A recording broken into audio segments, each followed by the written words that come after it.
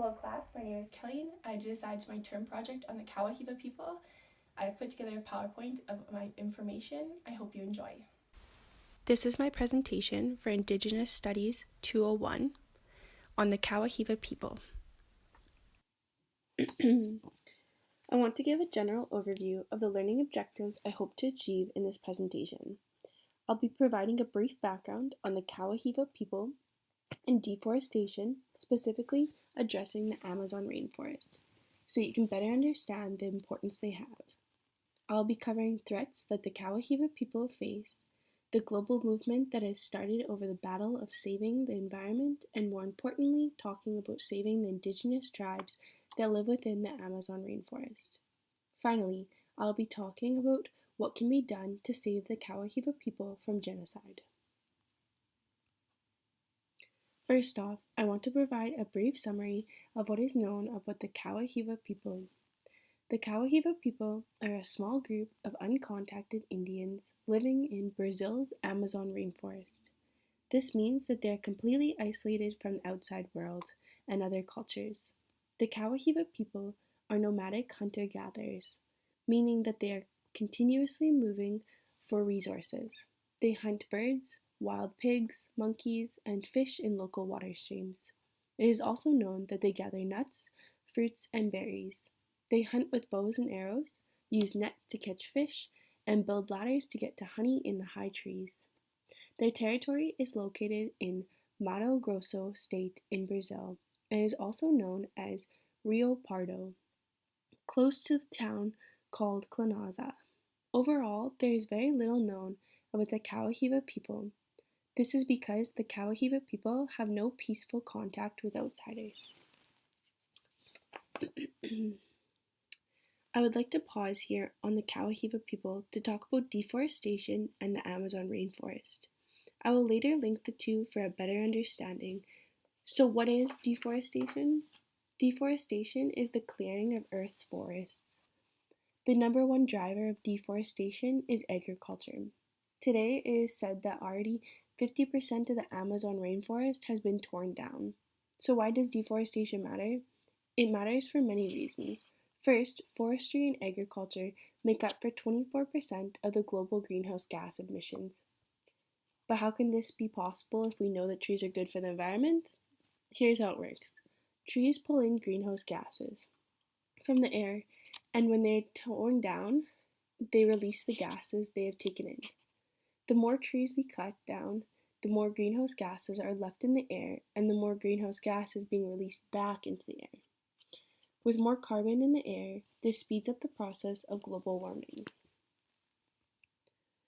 This graph shows a clear understanding of global greenhouse gas emissions.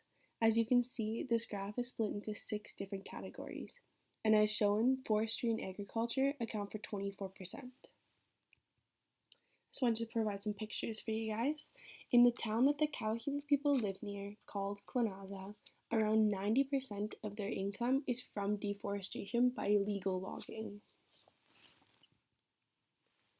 Not only does deforestation have an effect on the environment, but it also affects the people who are dependent on the rainforest for survival, using it for shelter and for a food source. One video found that 2 billion people around the world are dependent on forests to live, meaning that without forests, these people wouldn't be alive. There are said to be about 100 uncontacted tribes still living within forests today. This is where the Kawahiva people come in. They are one of the few uncontacted tribes left in the Amazon rainforest. The result of deforestation has created a battle for survival for the Kawahiva people. Now, the Kawahiva people are forced to flee, living on the run from outsiders, forcing the Kawahiva people to live a nomadic lifestyle. The Kawahiva people were originally a larger group, but as outsiders invaded their territory and land, they slowly split apart.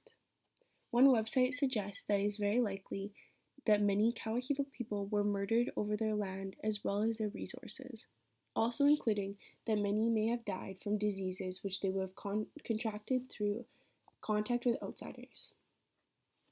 These diseases, when they are exposed to the Kawahiva people and they haven't been exposed before often pose as very deadly and can kill many, many people.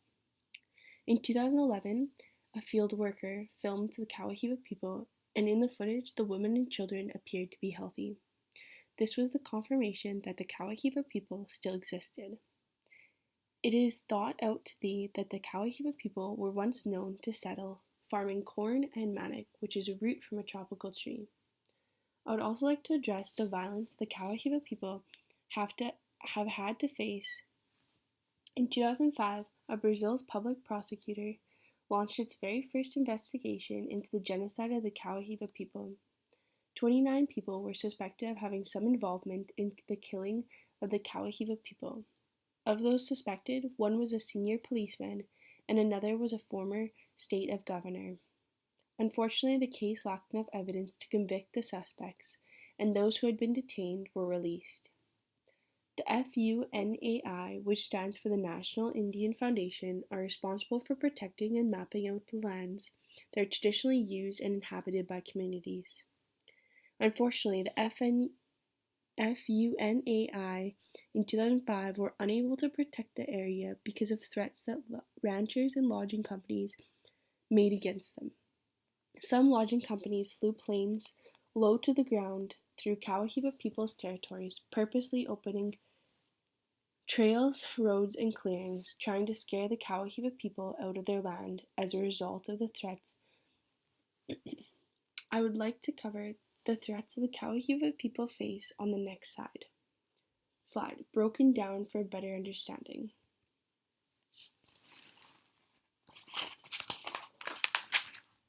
So far, I have covered the threats from lodgers, farmers, contact from outsiders, the effects of deforestation, which are food and shelter. Now I want to move on to the threats the new government, Jair Bolsonaro, puts on the Kawahiva people. Newly elected Jair Bolsonaro has made plans to grow Brazil's economy, putting the Amazon rainforest, which is also known as the Earth's lungs, at risk. Bolsonaro plans to boost Brazil's economic growth by expanding nuclear and hydraulic power, as well as open indigenous lands to mining, cattle farming, and other profitable but dangerous operations. Currently, Brazil has laws about which trees can and cannot be cut based on the size and location of the trees. But now, with Bolsonaro sworn in, the laws may become a lot more slacker, disregarding the importance of the forest. Not only considering the importance of the forest on the environment, but the forest also provides so many people with shelter and a food source. They risk being torn down for oil digging, cattle farming, producing palm oils, and for other companies' leisure. With the push from Mark Rylance and supporters from all over the world, on April 19, 2016, Brazil's Minister of Justice, Eugênio Agaro, signed the initial bill to protect the Kawahiva territory, making it a law to protect the indigenous land. Not only may the deforestation laws change, but this protection laws are in great danger. Jair Bolsonaro has stated that he no longer wants to protect indigenous lands, meaning that the law passed on April 19, 2016 may no longer be in effect. In fact, Bolsonaro once said, "There is no indigenous territory where there aren't minerals. Gold, tin, and magnesium are in these lands, especially in the Amazon, the richest area in the world." I'm not getting into this nonsense of defending land for Indians. Bolsonaro clearly states his disregards to indigenous lands, speaking about his concerns for the country to profit from wherever it can. Now I want to talk about what can be done, the global movement that is sparked.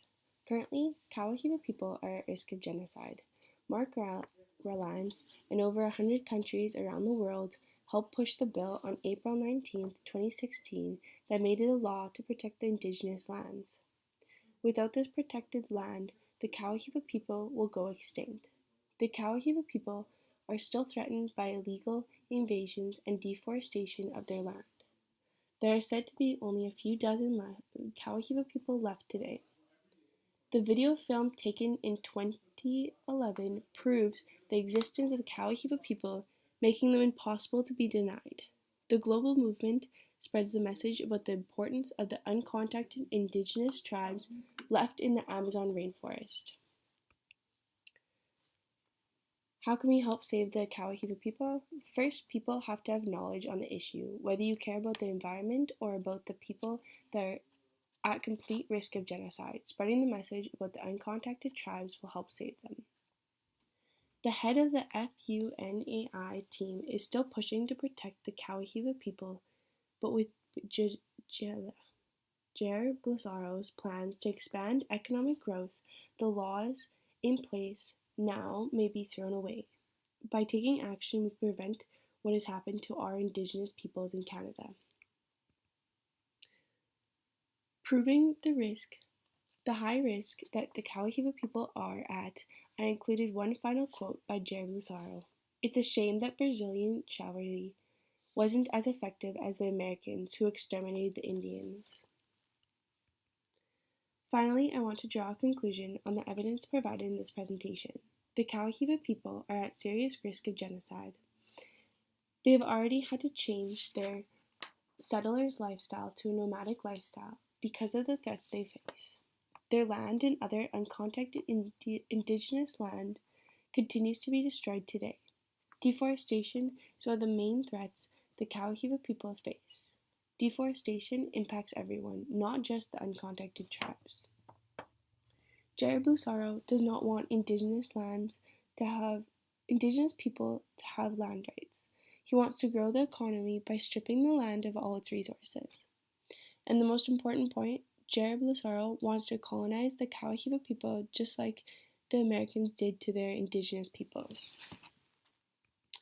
On the last slide, I provided my references that I've used for my presentation.